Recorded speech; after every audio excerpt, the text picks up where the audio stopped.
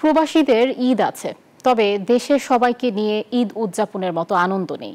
বরং প্রিয়জন ছাড়া ঈদের সময় এক ধরনের বিষাদ কাজ করে মনে। ইচ্ছে করলেই বাস ট্রেনের টিকিট কেটে বাড়ি ফেরা যায় না।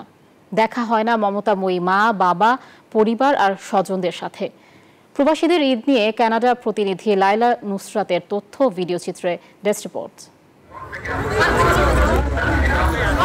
এবারের ঈদের দিনটি সাপ্তাহিক ছুটির দিন হয়। ভিন্ন আমেজে প্রবাসীরা খুব ভোরে নতুন পোশাক পরে আগে ভাগে বের হয়ে পড়েন ঈদের নামাজ আদায় করতে।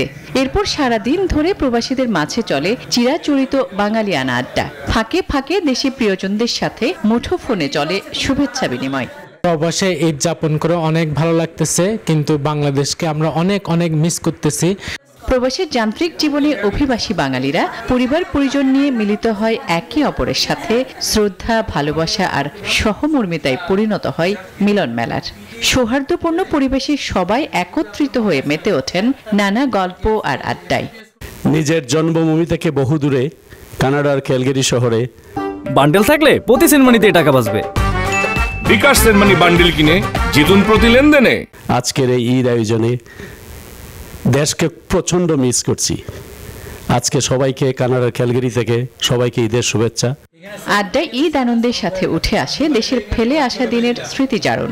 পাশাপাশি চলে ঈদ উপলক্ষে নানা সুস্বাদু খাবার। দেশীয় বিরিয়ানি, পোলাও, কোরমা, মাংসের চপ, রোস্ট, জর্দা আর গৃহবধূদের নিজ হাতের তৈরি দই সহ নানা মাত্রিক মজাদার খাবার। আমরা সবাই মিলে অনেক অনেক আনন্দ করছি। এভাবে আমরা ঈদের আনন্দ খুঁজে পাই প্রবাসেও, কিন্তু বাংলাদেশে কেন জানি না আমাদের মনটা ছুটে যায়। অনেক অনেক মিস করি বাংলাদেশের ঈদ। বিশেষ এই দিনে প্রতিটি মুহূর্তে মনে পড়ে দেশের স্মৃতি, চেনা মুখগুলোর না দেখতে পারার কষ্ট। অনেকেই ভার্চুয়ালি যুক্ত হন দেশের আত্মীয় স্বজনের সঙ্গে আলাপচারিতায়। এই আলাপে কারো কারো নয়ন ভেসে আসে জলে। অশ্রুসিক্ত নয়নে দেশে একসাথে ঈদ না করতে পারার আক্ষেপও ছিল। Desk report, news 24।